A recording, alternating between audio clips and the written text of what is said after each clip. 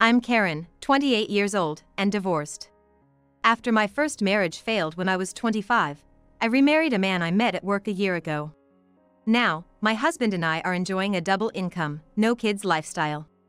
Today, on my day off, unfortunately, my husband had to work, so I thought it'd be a waste to just sit around alone.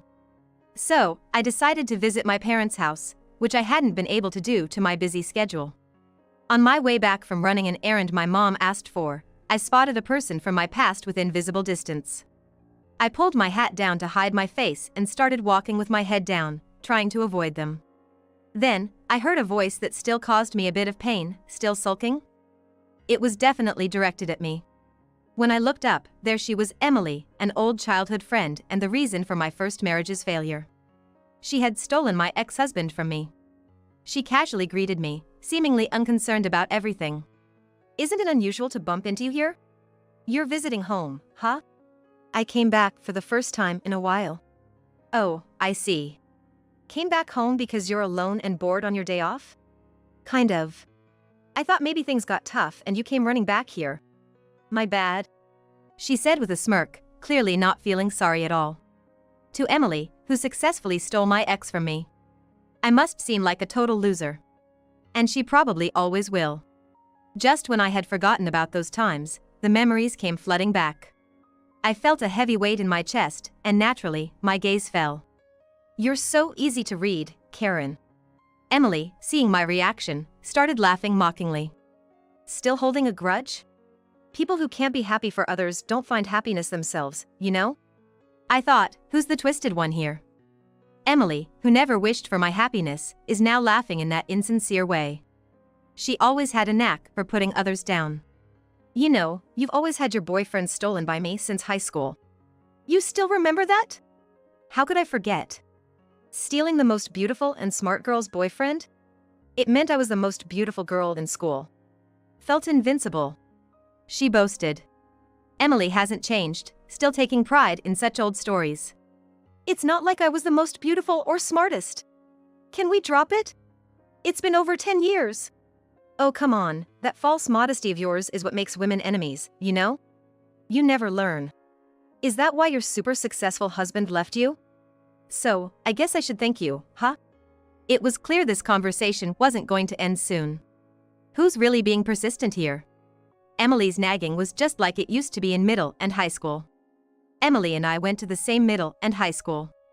Back then, it was obvious to anyone that she disliked me, yet she always found a way to get involved in my life. Back then, even if I just got a confession or had a boyfriend, she would pry into it and then make a move on them before me. She'd put on a cutesy act, and my boyfriends, for some reason, couldn't see through her. When I questioned them about spending time alone with Emily or reminded them that they were my boyfriend, they'd turn on me, taking Emily's side and painting me as the bad guy. Eventually, they would all end up with her, flaunting it in my face. No matter what, Emily always managed to take them all for herself. Looking back, it was all about boosting her ego. Despite being disliked by other girls, Emily didn't care. Her whole existence revolved around male attention. That's why I wanted to get as far away from Emily as possible. When I learned she got into a local university, I chose to go to a university and later work in New York, far from our hometown. Life without Emily was peaceful. I had a normal student life, good relationships, and even my parents noticed I smiled more after moving to New York. I was motivated and passed a national exam during my studies. Thanks to that, I got my first choice job. I met my ex-husband through work, we fell in love, and got married.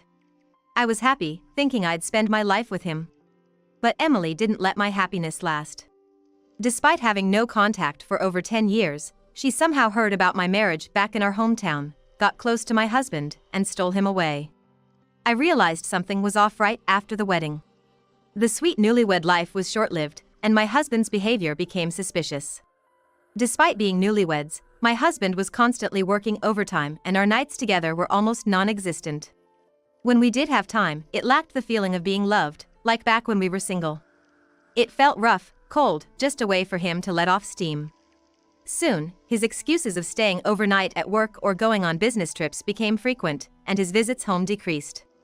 When he did come home after a few months, it was only to complain or grumble at me. "You're so sloppy. And you call yourself a wife? Stop making unnecessary meals. It's a waste of money. Do we even need this? If you're working, buy it with your own paycheck. It's so uncomfortable here.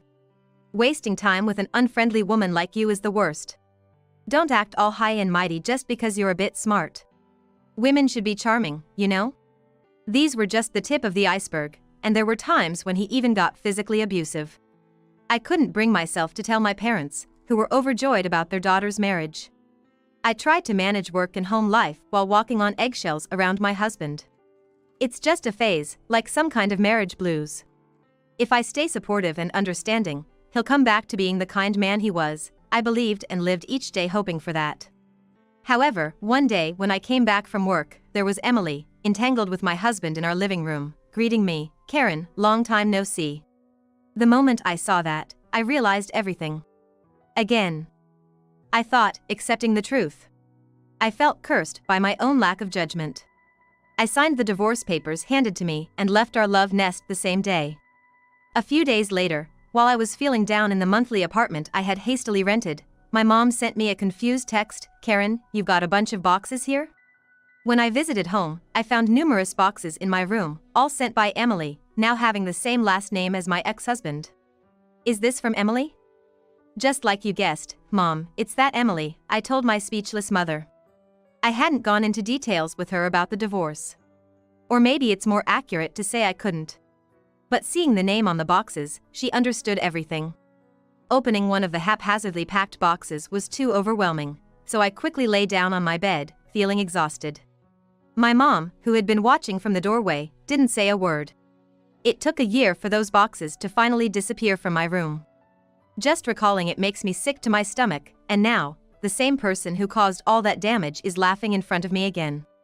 Emily's tone hasn't changed from those days. "Oh, by the way, Tom's doing great at work.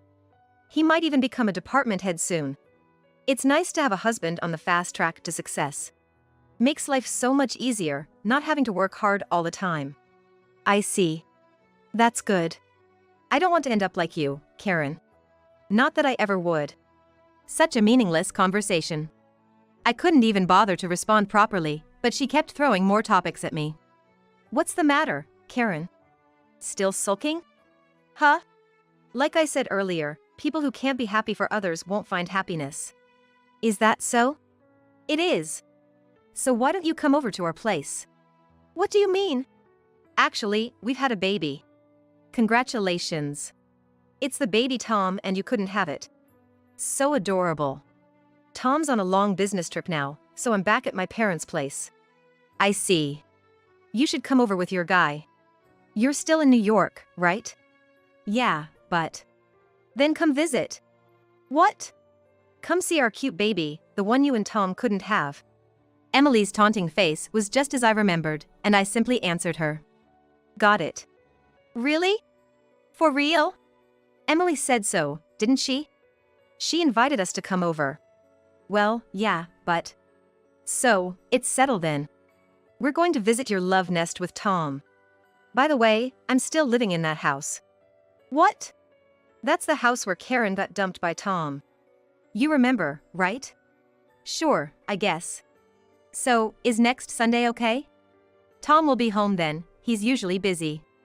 You have to come. See ya." Saying this with a beaming smile, Emily left. As I turned and watched her leave, my face twisted into a natural smile. Next Sunday, as promised, I headed over to Emily's place. I walked the path that I used to tread daily until about 2 years ago, feeling nostalgic. As I walked towards the House of Destiny, I thought to myself, I'm handling this better than I thought. "Hey, welcome!" Responding to the doorbell, the door opened from the inside. There, at the front door, holding a sleeping infant, Emily greeted us with an unnecessarily loud voice. Behind her, I saw the face of my ex-husband for the first time in a while. His expression still had that unmistakable look of condescension. But it's not like he was against me coming. On the contrary, his dark feelings were palpable, as if thinking about what he could do now that I was here. And then, Emily, ushering me inside, said, "Wait, who's this?" looking at the tall man with sunglasses standing behind me, her voice filled with confusion. "Oh, this is my husband." "Your husband?" "Yes. Actually, I got remarried last year. What? I haven't heard anything about it. You didn't mention this the other day. My husband, who had been standing behind me, stepped beside me, his presence overwhelming. At that, Emily lost her train of thought. Hello. Thank you for having us today. I'm Roy, Karen's husband. Nice to meet you. My husband, taking off his sunglasses, greeted them with a friendly smile. In that instant, the two of them were speechless. Their eyes wide open. Emily, after a pause, asked me in a hoarse voice. Is he really your husband, Karen? Her expression was more hoping for a denial than skeptical. Yes, he's my husband. Why would I lie and bring a stranger? But... Yeah, I get why you're surprised. Both of you know him, right? I mean, how come you're with the vice president? My ex-husband, unable to hide his confusion, finally spoke. Indeed, my husband was the vice president of his company, a position far above my ex-husband. He probably never imagined his ex-wife would bring the vice president to his private space. Still, my ex, being a company man, reluctantly brought out slippers for us, inviting us in while trying to maintain his composure. After we settled in the living room, Emily, who had apparently just put the baby to sleep, came in and confronted me with exaggerated gestures. Why did you bring your husband knowing what kind of relationship we have with him? What do you mean? Are you playing dumb? You really are mean. Is this some kind of revenge against me? Why? Why would Karen of all people be with the vice president? Emily started ranting irrationally and angrily. It was exactly as I expected. Probably, her pride was in tatters, especially after wanting to brag so much about her husband to me. Taking that into account, I began to interact with Emily. What? Revenge? You're saying I remarried the vice president of the company where Emily had an affair with Tom, just to get back at her? That's right. You connected with the vice president for that reason, didn't you? What did you do? You really have a nasty character. Oh really? I could say the same about Emily. What? What do you mean by that? Emily, you heard about my relationships or marriages and deliberately sneaked in to snatch them away, right? That's pretty twisted, don't you think? A habit of wanting what belongs to someone else, no matter what it takes, sounds like a pretty distorted character to me. Shut up! Emily, her face turning red with anger at having her sore spot hit, was barking at me. I might be a little bad myself for finding her helpless threat even cute, but I hope that can be forgiven. Besides, my husband, the vice president, and I knew each other before. What? Emily might not have known since she was busy sneaking around, but my company has business dealings with my husband's company. Sneaking around? It's true, isn't it? Well, yeah, but... So, I was in charge of my husband's company, and I've been going in and out of his company for a while. Right, Tom? Yeah.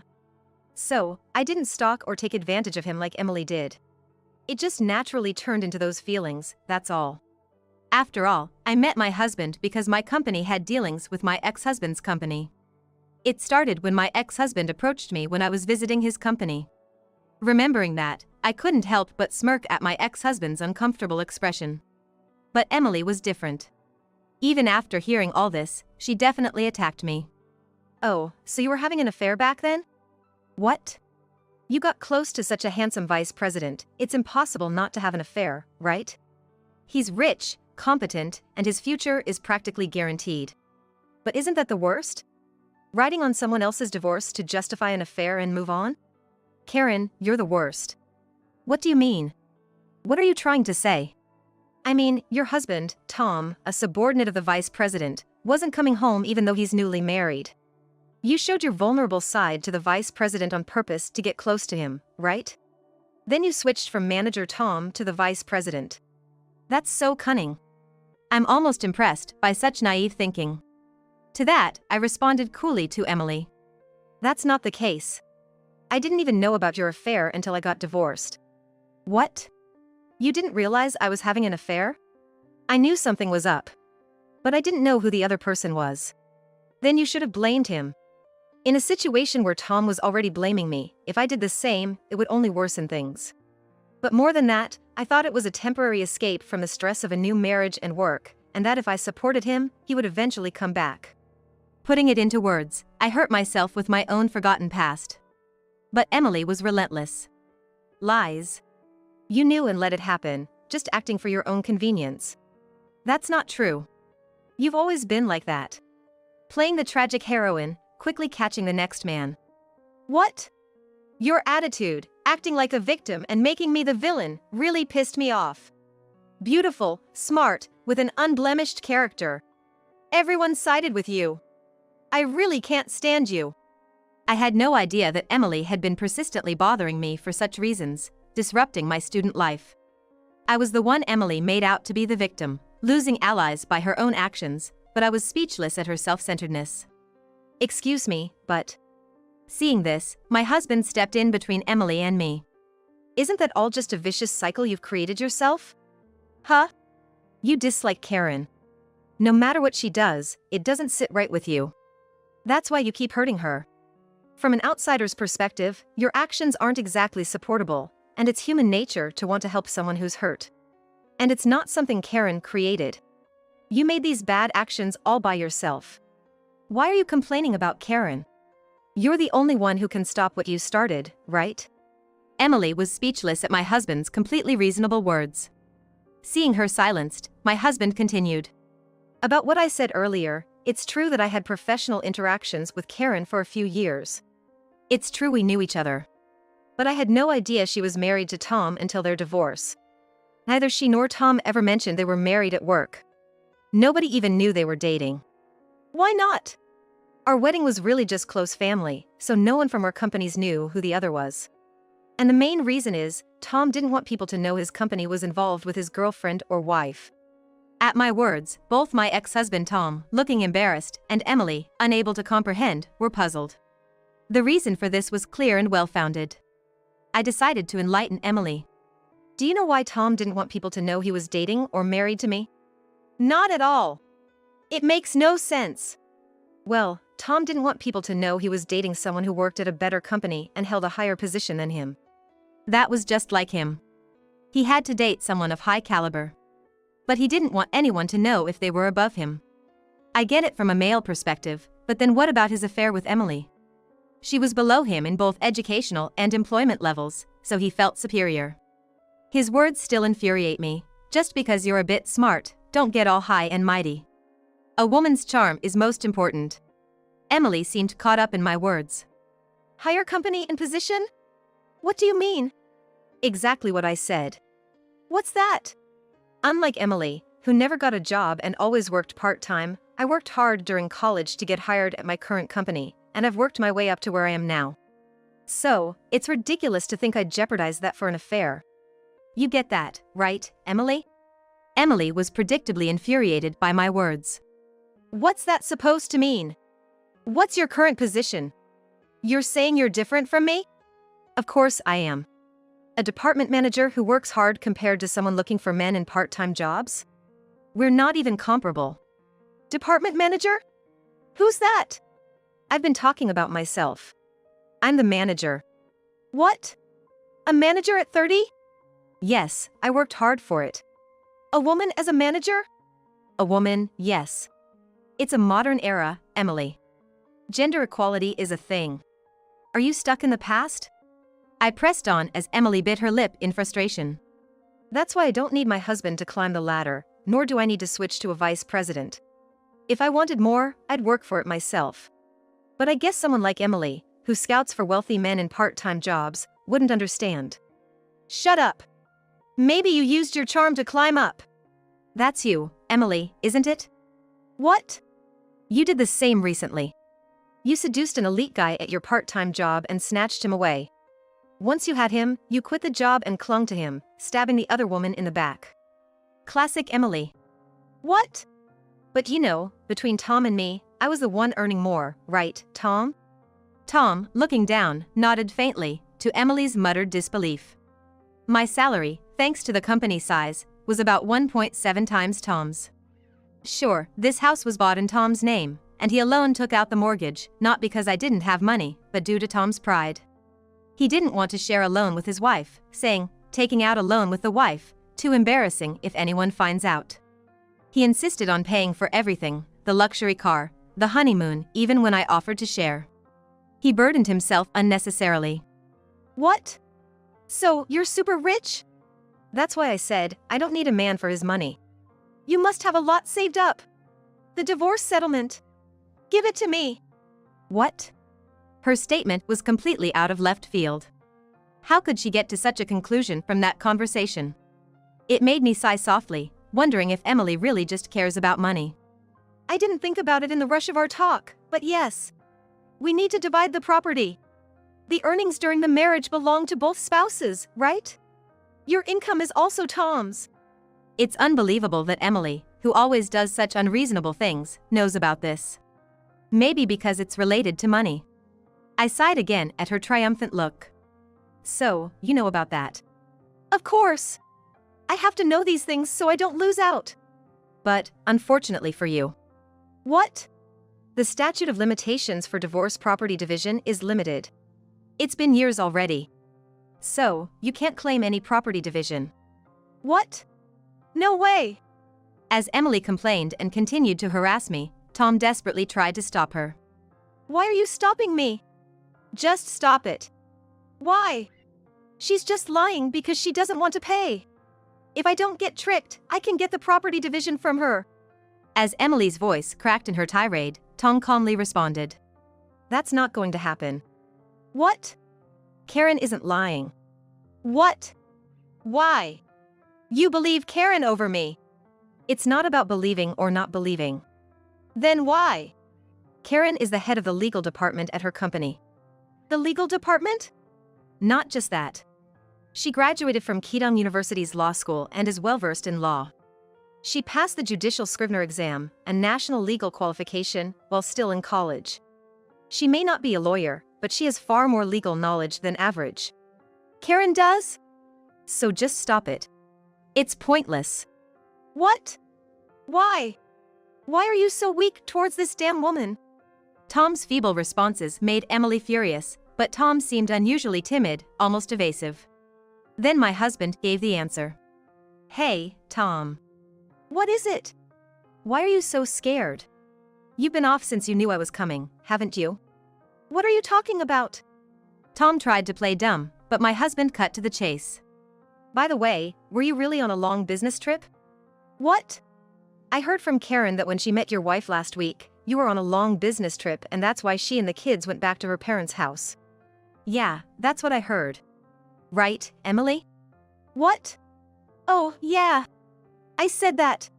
But you haven't been on any long business trips in the past few months, have you? What? Well, I've seen you at the office almost every day this week. When did you go on this long business trip? Well, Tom was flustered and at a loss for words at my husband's unexpected bombshell. From his reaction, the gray area was turning very black. Emily. Tom is cheating. What? He lied about being on a long business trip to send you and the kids to your parents' house while he cheated. Check the back of Tom's closet. Emily looked shocked and confused at Tom's guilty expression. Go on. Check it. I urged her, and despite her doubts, Emily obediently went to the closet. Soon after, Emily's scream echoed through the house. She returned holding a pastel-colored paper bag. How did you know about that place? It was simple. Tom used to hide paper bags there when he was with me. What? You didn't expect that, right? I didn't know who, but I knew there was someone. Tom's not very clever, so I figured he'd hide it in the same place. I hit the nail on the head. The worst. Emily threw the paper bag at Tom, and its contents scattered everywhere. Loungewear, underwear, a pouch likely containing skincare products, it all felt the same as that time. While I gazed at these familiar items, my husband gently tapped my head. Tom. Yes? Your affair was with Nicole from your department, right? What? Your actions at work have already reached Human Resources and Administration. They know about what you and she were doing in the office. You're kidding. The higher-ups are already discussing it. You understand that we can't just leave this be. What? No way. That's a complete private matter. You're the one who brought your private life into the workplace. But what you did is a clear violation of our company's compliance. Compliance? You'll receive an email from the investigation committee today. Answer it and then stay home for a while. My husband's face was calm. Emily was furiously grappling with Tom. Tom, in his pitiable state, was pleading with my husband. Emotions swelled from somewhere deep within me. The soft, weak cries from a distant room suddenly enveloped the air in silence. Emily's anger turned to tears as she ran towards the sound. In the living room, only the slumped figure of Tom remained. A month has passed since then, and today, for the first time in a while, my husband and I both had a day off. We had a leisurely morning with brunch, and I was preparing our post-meal drinks. By the way. Huh? Tom got divorced, it seems. Sitting on the sofa, I lightly responded to my husband's topic. After his suspension, the investigation committee interviewed him. Following the handover, Tom was transferred to a small branch office in the countryside. Being sent to the countryside, off the path of an elite, and all because of his affair, Emily couldn't forgive the blow to her pride and anger, leading to their divorce. Well, I can somewhat understand her feelings. I was hurt and my pride was shattered back then. It wasn't about who was earning more. It felt like being trampled on as a person. But well, it's like karma for his ex-wife, right? An eye for an eye? Tom glanced at me briefly. Emily used to say, those who can't wish for others' happiness will never be happy themselves. She never wished for my happiness, so she ended up just like her own words. I smiled as I accepted the warm herbal tea my husband handed to me. He sat beside me, gently tapping my head as usual. It's going to be all right, his unspoken words comforted me countless times. A natural smile spread across my face, and I instinctively placed my hand on my belly, a recent habit. My husband joined in, placing his hand over mine. It's still not moving, right? Not at 10 weeks, probably. I can't wait to meet our baby. I want to feel it too. My husband, envious of the sensation only a mother could feel. We had been married for a year, and though we said we wanted to enjoy our time together first, his unexpected enthusiasm was a delightful surprise. I have a feeling we're going to be such doting parents. Me? Who else? Who else but you? Well, I can't deny that. His expression, one I had never seen before, must be his face as a father. I knew I'd see many new sides of my husband in the future, exciting yet slightly daunting. Life isn't always filled with happiness, a lesson I've learned well. But I'm confident we can face even negative situations positively. And I'm sure I'll be a great dad. I think so too. And I'm confident I'll always be a good husband. What? Turning to him, I saw him smiling at me with tender eyes, and my earlier anxieties seemed to fade away. Together, we'll be just fine. Rest easy and come into this world, I thought, gently stroking my growing belly.